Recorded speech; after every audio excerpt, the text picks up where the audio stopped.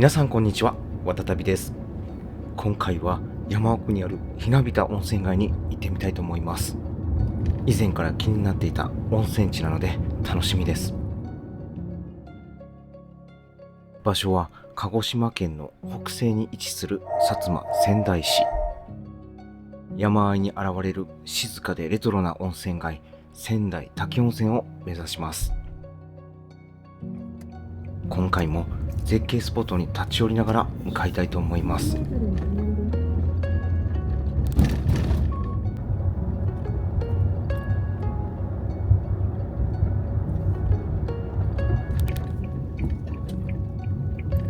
弁当屋さん。目的地に到着しました。お疲れ様でした。なんかみんな水汲んでる。とりあえず到着ですかね。はい、到着しました。これ駐車場っぽいところなんですけど、すぐこちらはね、渓谷園っていう温泉とかね、あとはお食事どころがあったり、お弁当屋さんもありましたね。あとなんか釣り堀とかも書いてました。で、この先にね、滝があるみたいなんで行ってみたいと思います。滝はね、歩いて本当にね、すぐみたいです。川の音が聞こえますね。こっちは川になってますね。これまた水が綺麗です。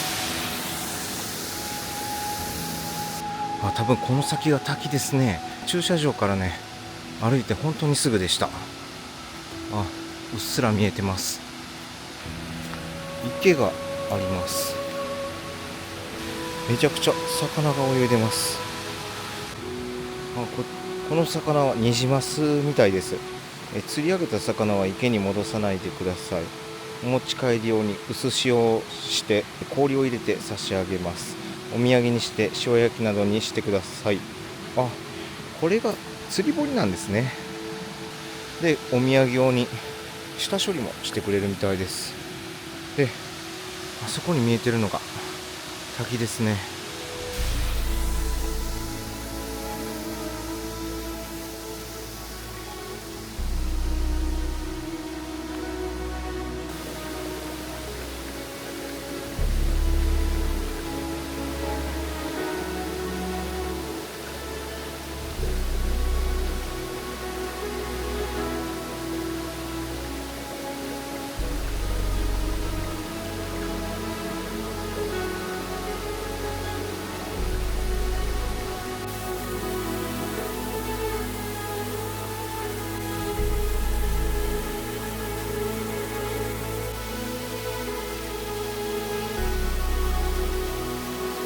めちゃくちゃすごいです。すごくね、苔むして神秘的な世界観です。すぐそこのお店からこんな景色が広がってるとは想像もできません。すごい。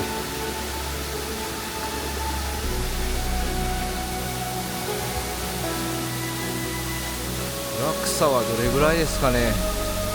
20メートルはなさそうですけど、白と苔がすごいです。この時期がね、一番綺麗かもしれません。こっちにはね、滝があって、で、こちらには釣り堀があってね、またお土産にもね、下処理してくれて、で、そちらにはね、温泉と飲食店とお弁当屋さんとかね、いろいろあるんでね、結構楽しめる場所だと思います。これはビワですかね。美味しそう。はい、今からね、温泉に入ります。それではね、早速向かいます。ここは泊まれるんかな。宿泊もできるみたいですね。すごい。急に霧の中に入りました。なんか霧がすごい。左方向です。これですね。はい。駐車場は300メートル先。で、これね。はい。誰もいません。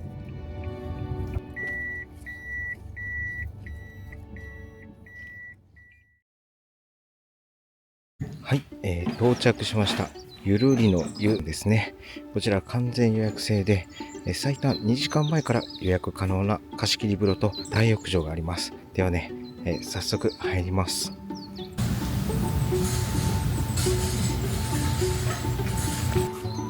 どんどんお客さん来るね。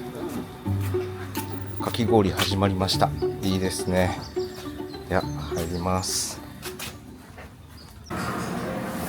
受付はこんな感じですね。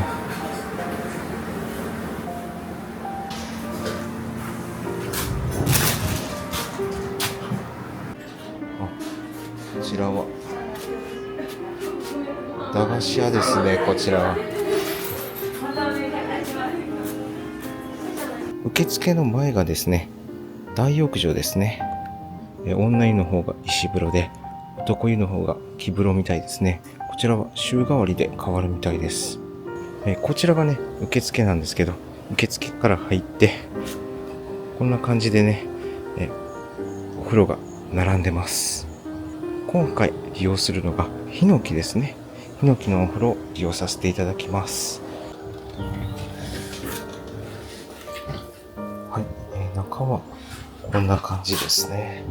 こちらは、洗面台とドライヤーがあります。こちらはね、すりガラスになってるんで、ロールを下ろすと、目隠しになります。すぐこちらがお風呂ですね。じゃあ見てみます。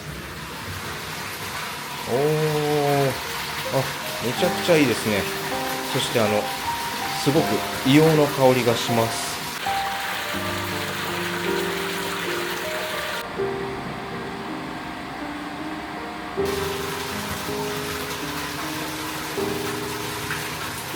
こちらがシャワーと、あとね、ボディーソープとか、シャンプーが、用意してあります。で、こちらは、1時間の利用で、平日1500円、土日が、2000円になります。妻と2人なんで、1人当たり750円になりますね。なので、人数が多ければ多いほど、かなりお得になります。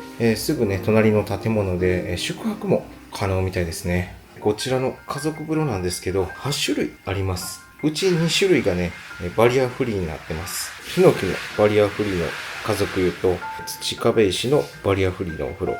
そして今入ってるこのヒノキですね。と、大ヒノキっていう、もう一つのヒノキのお風呂と、ヒノキの森。こちらも良さそうですね。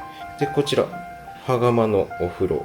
そしてこちらね、桶のお風呂と、で、こちら陶器ですね。なんかすごいですね。この貝殻からお湯が出てくるみたいです。はい、こんな感じでね、8種類の家族湯があります。どの、温泉もですね、料金は一緒です。はい、で、一応大浴場もあるんですけど、こちらはね、460円で、利用いただけます。泉質の方がですね、アルカリ性単純硫黄泉になります。無色透明ですね。で、硫黄の香りが、してきます。止まりましたね。今ちょっと暑くて加水してます。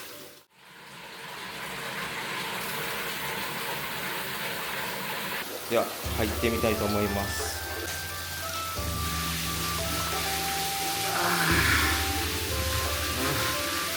気持ちいい。ちょっと暑いな。めちゃくちゃね、ちょうどいい温度になりました。ぬるくなってもね、この蛇口から源泉をね出すことができるみたいです。このヒノキの匂いと硫黄の匂いが合わさってめちゃくちゃ落ち着きます。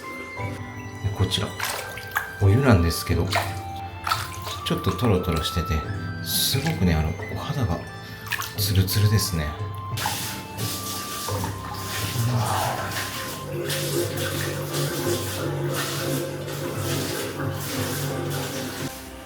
はい、温泉入ってきました。すごく良かったですね。このロケーションもいいですし、このね、木の匂いと硫黄の匂いがすごくいいです。落ち着いてゆっくり入れる、貸し切り風呂でした。平日はですね、1500円で利用できるんで、これはめちゃくちゃ安いかと思います。ね、すごくおすすめの貸し切り風呂です。クーラーがあるんでね、涼しいです。こちらのね、スタンプカードがあるみたいです。10回入ると1時間半額券です。これは近所に住んでたらね、すごくいいですね。有効期限が1年間なんで、多分自分はね、スタンプが満タンになることはないと思います。温泉コーヒーっていうのがありますね。お風呂上がりに温泉コーヒー買ってきました。すごく美味しいです。はい。じゃあ行きます。いや、ほんと良かったですね、ここは。よし。ちょっと雨が降ったり止んだり。ここから約 8.6 キロ先にある滝を目指します。よ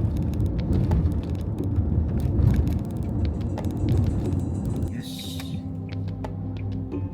残り3キロ。はい。もう道なりかな。3キロ。残りあと5分。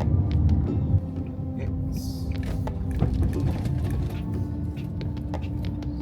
い。車で入っていっていいんや。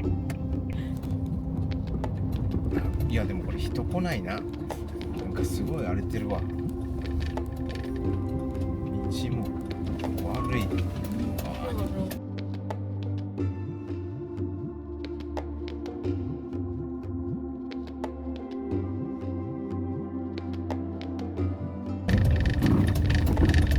到着です。駐車場、そんなに駐車できるスペースはないね。頑張って4台、3台、4台しか止めれないね。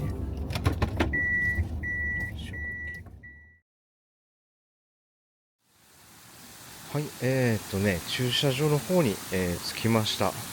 こちらね、長野滝っていう滝になります。で、西郷どんっていうドラマのね、ロケ地みたいだそうです。ごめんなさい、西郷どんを見たことないんで、ちょっと何かわかんないんですけど、一応ロケ地みたいですね。そんなにね、車は止めれるスペースはありません。4台ぐらい止めれるぐらいですね。で、滝はね、ここから60メートル先にあるみたいです。で、この看板の後ろなんですけど、これ、竹がね、すごいことになってますね。この1箇所からもう100本以上生えてますね。すごい、なんかウニみたいになってます。それではね、早速見に行ってみます。駐車場から60メートルで来れるんで、かなりね、手軽に、見れる滝ですね。この辺りからね、一気に涼しくなりました。ちょっと肌寒いぐらいです。急になんかすごい雰囲気ですね。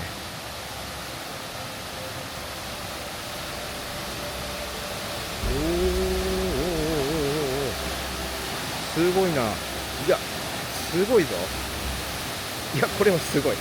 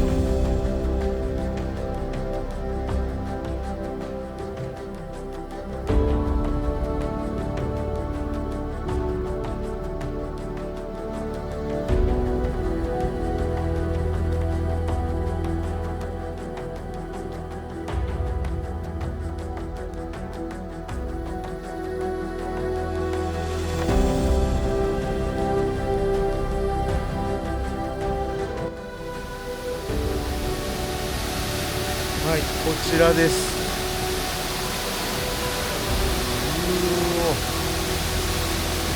なんかもう異世界のような、ちょっとね、怖さも感じるほどの神秘的な場所です。すごい、水量もかなりあります。いや、めちゃくちゃすごいです。水量が半端ないですね。これ昨日とかね、一昨日にね雨が降ったんで、この水量なのかもしれません。もう少しね水量が少なければ、この滝の裏側まで行けそうです。こんな感じですごい苔むした世界ですね。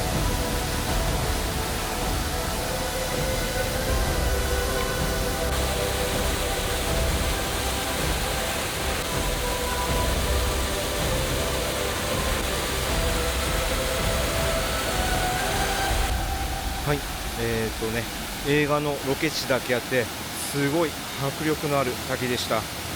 迫力だけじゃなくてね、ちょっとね恐怖を感じるほどの神秘さがあります。はい、めちゃくちゃ良かったです。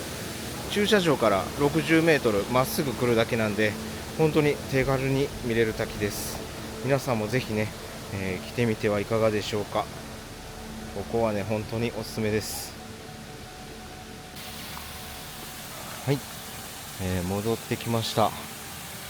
この西郷どんっていうドラマで、登場したねこちらの長野滝、ドラマの中ではねどういう風にこの滝を表現しているのかちょっと気になります。またね見てみたいと思います。はい、それではね温泉の方入りに行きます。急がないと真っ暗になっちゃうな。よし、はい、出てきました。ちょっと電波がないからねルートがわかんない。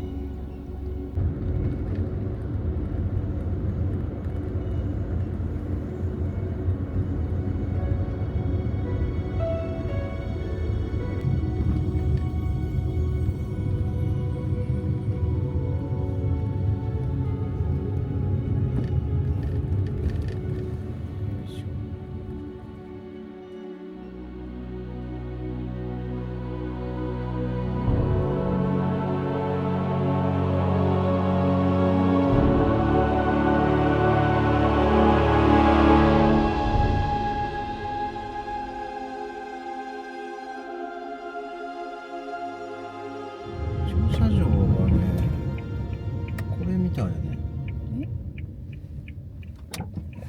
多分それが駐車場ちゃうかな。こっちか、これか、これが駐車場やね。はい、仙台滝温泉に到着しました。温泉地はこちらですね。早速行ってみます。かなりねレトロな温泉地で、前からね来てみたかった場所です。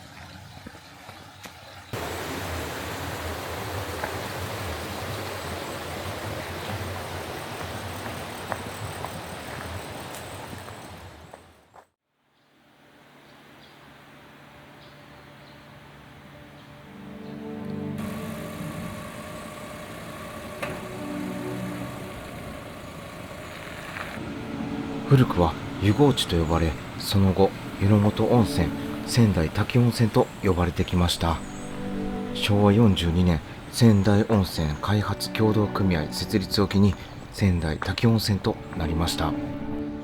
仙台滝温泉が薩摩川内市湯田町にあることから湯田温泉と呼ぶ方も多くいらっしゃるようです。最盛期には11軒営業していた旅館は現在6軒で、過疎化による後継者不足が原因にあるようです。後世に残したい、そんな古き良き街並みが今に残っています。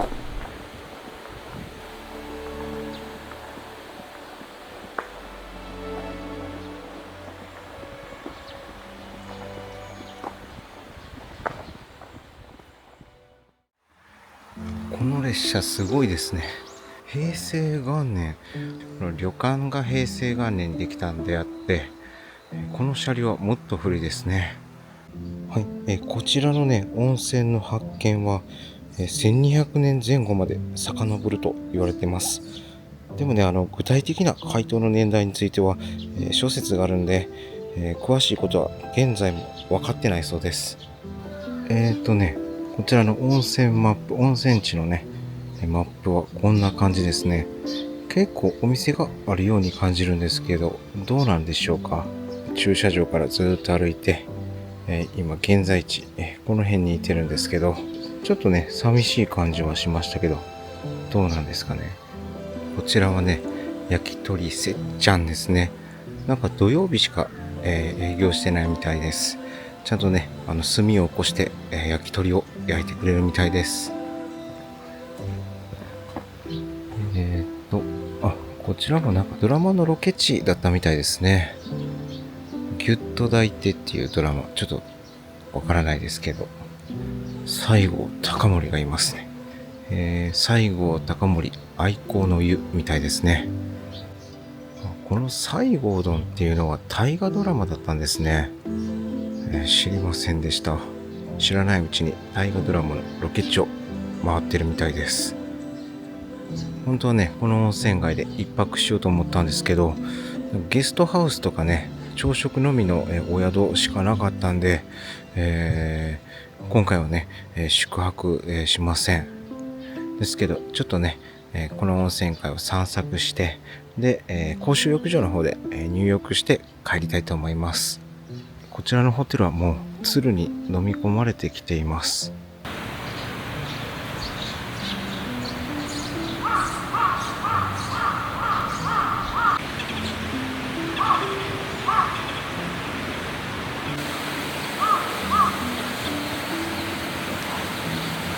こちらどうなんでしょう、やってるんですかね。なんか見た目はやってなさそうに見えますけど、館内はねすごく綺麗で営業してそうな感じです。日帰り入浴の方とか結構いてるんかなと思ったんですけど、全然いてないですね。こちらに川が流れてますね。硫黄泉なんですかね。すごく硫黄の香りがしますね。この竹屋旅館っていうのが一番有名な旅館なんですかね。こちらバス停もね、竹屋前っていうバス停なんで、竹屋旅館はどの建物なんでしょうかね。こちらがね、竹屋旅館さんみたいです。すぐ目の前でした。旧傾斜地崩壊危険箇所。この付近は崖崩れの発生する危険がありますので、十分注意してください。そうなんですね。お土産屋さんですかね。お酒とかね、いろいろ販売しています。いやー、めちゃくちゃレトロ。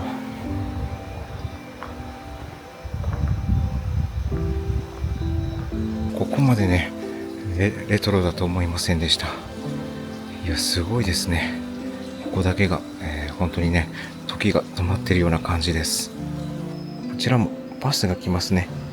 本数はかなり少ないですけど、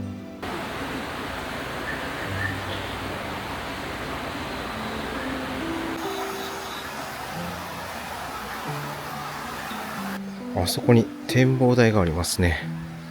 行ってみます。こちらですね。展望台か何かちょっとわかんないですけど、結構登ってきました。いやー、すっごいレトロな街並みですね。衰退してるってよりもレトロな温泉街っていう印象の方が強いですね。いや、すごくね、味のある温泉街です。特に見晴らしがいいってわけではありませんでした。それかこの木が生い茂ってしまったのかもしれません。こ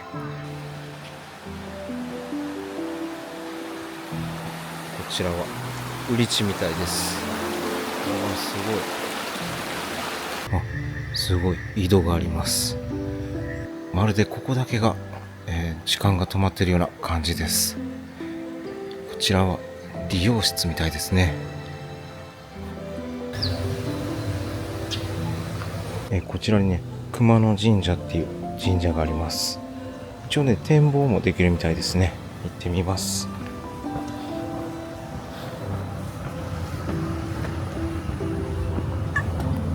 びっくりした。ごめんね。びっくりした。めちゃくちゃびっくりした。向こうも、こっちがびっくりしたから向こうもびっくりして、もう背中キャーなってましたね。申し訳ない。神社が、左手ですね。で、こちらが展望っていうほどではないですけど、街並みが見れる場所ですね。すごい。今だいぶね、薄暗くなってきて、すごくね、雰囲気のある場所になってます。いつの間にか閉まっちゃいました。ちょっと中覗かせてもらおうかなと思ったんですけど、残念です。いくつかね、多分日帰り入力ができる場所があるんですけど、せっかくなんでね、あっちのね、共同浴場の方に入りたいと思います。はい、こちらですね。西郷さん愛好の湯みたいですね。真ん中に入ったことがないそうです。いつもね、浴槽の隅に入られたそうです。隣は双葉屋と双葉旅館ですね。こちら今営業されてるんですかね。ちょっとわからないですね。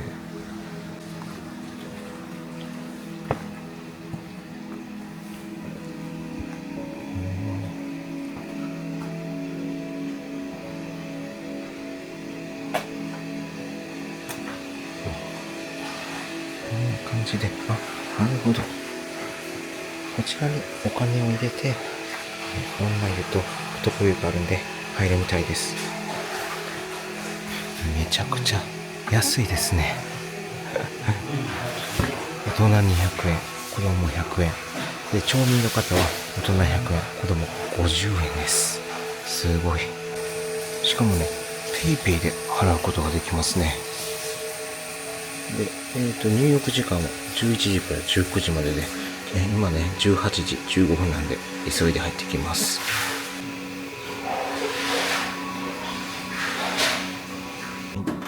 それではね、入ります。よいしょ。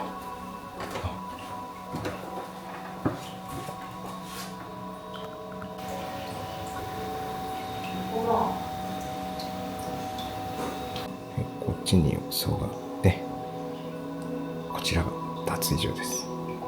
泉質はですね、無色透明のアルカリ性単純硫黄泉です。もうね、すごくね、卵の腐った匂いがします。もう硫黄泉大好きなんで、これはたまりません。熱っ。こっちは熱いですね。こっちに入ります。熱っ。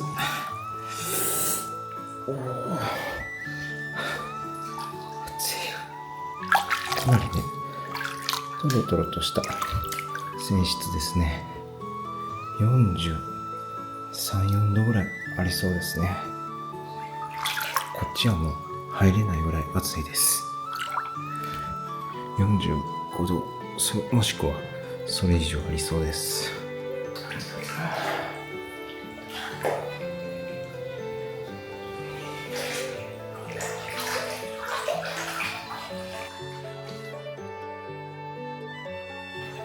はい、共同浴場の方入ってきました。めちゃくちゃ良かったです。浴槽内がね、硫黄の香りで充満していて、でね、泉質の方もトロトロっとした泉質で、体の芯からね、温まります。西郷隆盛も同じ湯に使ったって思うと、なんか感慨深いものがあります。街灯がつきましたね。多分ね、この提灯もつくはずなんで、ちょっとその時間まで待ってみます。どうしたのおーい。何でしたっけ、竜って呼んでたんかな。竜っていう名前っぽいです。竜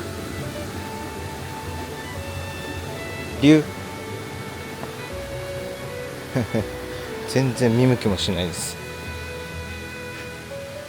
動画はね回してないですけど、いろんな人とね喋って楽しかったです。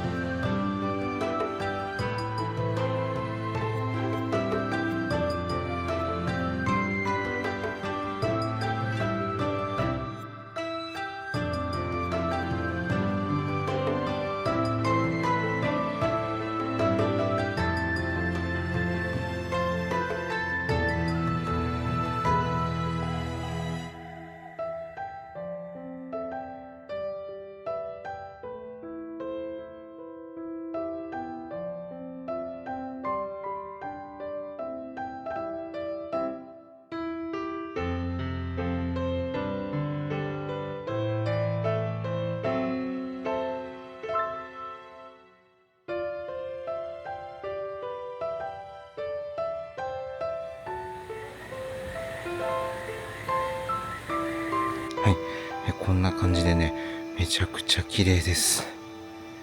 いやー、めちゃくちゃ素敵な街並みですね。もうこれはもう自分好みの街並みです。はい、真っ暗になっちゃいました。